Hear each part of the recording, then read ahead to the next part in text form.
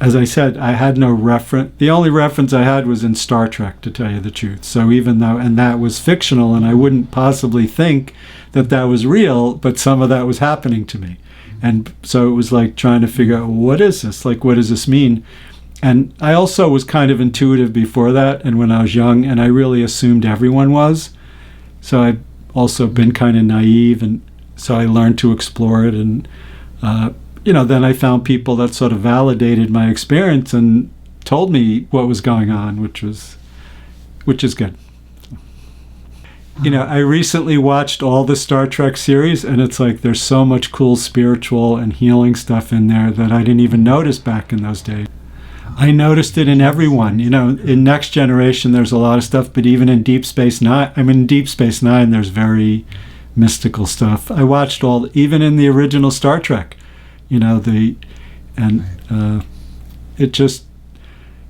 very cool. It really, in a lot of ways, what people see on TV really opens them up. And even, the vampire shows that are on now, there's a metaphysical part. So kids you talk about this stuff, oh yeah, of course, it's like no big deal to them. It's kind of cool.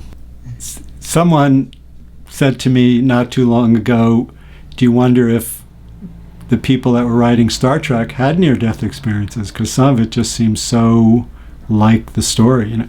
Actually, that Stephen King book, The Dark Zone, The Dead Zone, and there was a movie made of it. It was a movie and a TV show. The TV show, a lot of the things in that were very similar to my experience. I found it the closest fictional thing that, he was unconscious for 3 months or 3 years or something. I was unconscious for 3 days, but when he came to, he just started knowing things about people.